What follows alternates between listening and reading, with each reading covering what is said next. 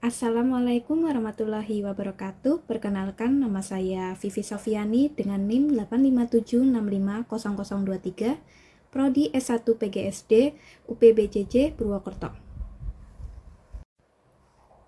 Di sini saya akan menjelaskan tentang tugas 3 konsep IPS di SD, yaitu modul 11 tentang model-model pembelajaran konsep dasar IPS yang kreatif, inovatif, dan menyenangkan. Baik, di sini saya akan menjelaskan tentang kegiatan belajar 1, yaitu hakikat dan peranan model pembelajaran konsep dasar IPS. Pada kegiatan belajar 1 ini, kita akan mengenali tentang istilah inquiry. Secara umum, istilah inquiry berkaitan dengan masalah dan penelitian untuk menjawab suatu masalah. Sebagai sebuah metode pengajar yang berorientasi pada latihan meneliti dan mempertanyakan, istilah ini sejajar dengan metode pemecahan masalah, berpikir reflektif atau discovery. Walaupun ahli lain menyatakan bahwa inquiry adalah lebih dari sekedar bertanya. Inquiry adalah suatu proses mempertanyakan makna atau arti tertentu yang menuntut seseorang menampilkan kemampuan intelektual agar ide atau pemikiran dapat dipahami.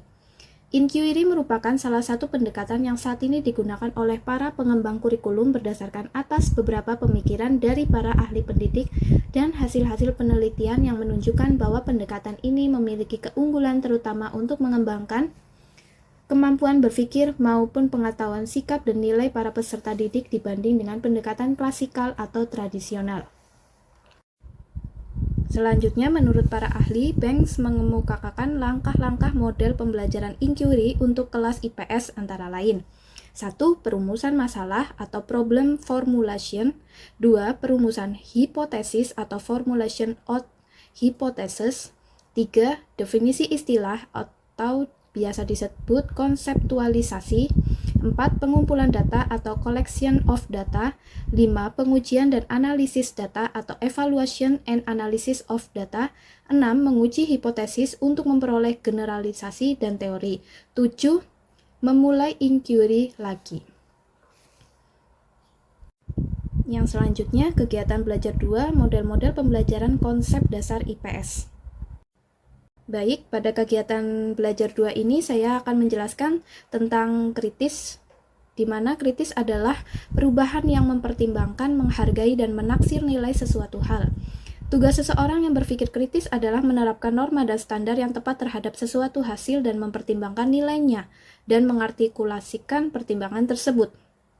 Tujuan berpikir kritis adalah untuk menilai suatu pemikiran, menaksir nilai, bahkan mengevaluasi pelaksanaan atau praktik dari suatu pemikiran dan nilai tersebut. Terkadang, pembelajaran berpikir kritis erat kaitannya dengan berpikir kreatif. Baik, di sini masih pada kegiatan belajar 2. Keterampilan menurut Bayer tahun 1985 diantaranya 1. Membedakan antara fakta dan nilai dari suatu pendapat. 2. Menentukan reliabilitas sumber. 3. Menentukan akurasi fakta dari suatu pertanyaan. 4. Membedakan informasi yang relevan dari yang tidak relevan. 5. Mendeteksi penyimpangan. 6. Mengidentifikasi asumsi yang tidak jelas atau samar-samar. 7. Mengaku perbuatan yang keliru dan tidak konsisten. 8. Membedakan antara pendapat yang tidak dan dapat dipertanggungjawabkan. Yang ke-9. Menentukan kekuatan argumen. Di kegiatan belajar 2 ini juga ada 5 langkah penerapan strategi yang dapat dilakukan oleh guru. Di antaranya 1. Memperkenalkan keterampilan berpikir kritis. 2. Menjelaskan prosedur dan aturan keterampilan. 3. Menunjukkan bagaimana keterampilan ini digunakan. 4. Menerapkan keterampilan tersebut mengikuti langkah dan aturan yang jelas. Yang kelima, menggambarkan tentang apa yang terjadi dalam pikiran siswa ketika keterampilan itu diterapkan. Yang selanjutnya, kegiatan belajar 3, ada implementasi model-model pembelajaran konsep dasar IPS. Pada kegiatan belajar 3 ini, saya akan mengimplementasikan beberapa model-model pembelajarannya. Di antaranya, 1. Model pembelajaran problem solving. Savage and Armstrong tahun 1996 mengemukakan bahwa sejumlah masalah ada solusi terbaiknya secara benar dan tepat. Ada 4 tahap proses pemecahan masalah menurut Savage and Armstrong sebagai berikut. A. Mengenal adanya masalah. B. Mempertimbangkan pendekatan-pendekatan untuk pemecahannya. C. Memilih dan menerapkan pendekatan-pendekatan tersebut. D. Mencapai solusi yang dapat dipertanggungjawabkan. Sedangkan menurut Wilkins, tahun 1990 menguraikan ada 6 langkah model pembelajaran problem solving yang dapat digunakan pula sebagai keterampilan dalam penyuluhan melalui model belajar individual atau individualist instruction. Di antaranya, 1. Mengklarifikasi dan mendefinisikan masalah. 2. Mencari alternatif solusi. 3. Menguji alternatif. 4. Memilih solusi. 5. Bertindak sesuai dengan pilihan solusi. Dan yang keenam, tindak lanjut atau follow up. Selanjutnya, di kegiatan belajar 4, di sini saya akan menjelaskan tentang model desain pembelajaran pengambilan keputusan. 1. Model pembelajaran pengambilan keputusan. Makna konsep pengambilan keputusan atau decision making berkaitan dengan kemampuan berpikir tentang alternatif pilihan yang tersedia, menimbang fakta bukti yang ada, mempertimbangkan tentang nilai pribadi dan masyarakat.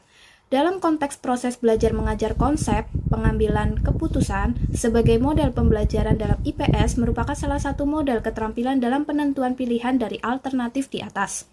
Pembelajaran pengambilan keputusan menurut Banks tahun 1990 menyatakan bahwa tujuan dasar dari inquiry sosial adalah untuk menghasilkan pengetahuan dalam bentuk fakta, konsep, generalisasi, dan teori. Tujuan tersebut adalah untuk mengakumulasikan pengetahuan sebanyak mungkin. Banks mengatakan bahwa kemampuan seseorang dalam pengambilan keputusan tidaklah muncul dengan sendirinya.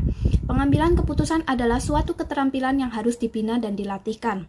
Savage and Armstrong tahun 1996 mengemukakan langkah-langkah proses pembelajaran pengambilan keputusan sebagai alternatif model pembelajaran dalam IPS sebagai berikut. 1. Mengidentifikasi persoalan dasar atau masalah. 2. Mengemukakan jawaban-jawaban alternatif. 3. Menggambarkan bukti yang mendukung setiap alternatif. 4. Mengidentifikasi nilai-nilai yang dinyatakan dalam setiap alternatif. 5. Menggambarkan kemungkinan akibat setiap pilihan alternatif. 6. Membuat pilihan dari berbagai alternatif. 7. Menggambarkan bukti dan nilai yang dipertimbangkan dalam membuat pilihan. Banyak peluang bagi guru mengajar dan siswa belajar menggunakan model pembelajaran pengambilan keputusan. Misalnya, sebagai bagian dari upaya membantu mengembangkan keterangan berwarga negara, umumnya sekolah-sekolah di Indonesia memiliki wadah pembinaan untuk siswa, yaitu melalui organisasi siswa intrasekolah atau OSIS. Menurut Banks, sedikitnya ada 2 syarat untuk melaksanakan model pembelajaran pengambilan keputusan. Yang pertama, pengetahuan sosial. Yang kedua, metode atau cara mencapai pengetahuan. Setelah memperoleh pengetahuan dan tahu bagaimana memperoleh pengetahuan tersebut, ada baiknya Anda pun mengenal model pembelajaran pengambilan keputusan menurut Banks. Langkah-langkah yang dianjurkan dalam melakukan proses pengambilan keputusan secara sekuensial sebagai berikut. 1. Mengenal masalah yang perlu diambil keputusan. 2. Perolehan pengetahuan melalui inquiry ilmu sosial. 3. Mengorganisir masalah dan pengetahuan untuk bahan pembelajaran. 4. Inquiry nilai. 5. Pengambilan keputusan dan tindakan untuk warga negara. 6. Menentukan urutan tindakan. 7. Memberi kesempatan kepada warga negara untuk bertindak dan berpartisipasi di lingkungan masyarakat dan sekolah. Nah, di sini saya akan menyimpulkan kesimpulan dari materi-materi yang sudah saya sampaikan, yaitu di modul 11 ini menekankan pentingnya penggunaan berbagai model pembelajaran seperti inquiry, berpikir kritis, problem solving, dan pengambilan keputusan untuk membuat pembelajaran IPS lebih aktif, bermakna, dan menyenangkan. Setiap model membantu siswa mengembangkan kemampuan berpikir, menganalisis masalah, mencari solusi, dan membuat keputusan secara bertanggung jawab. Dan dengan penerapan model-model ini, pembelajaran IPS dapat membentuk siswa yang lebih kritis, kreatif, dan siap menghadapi persoalan sosial dalam kehidupan nyata.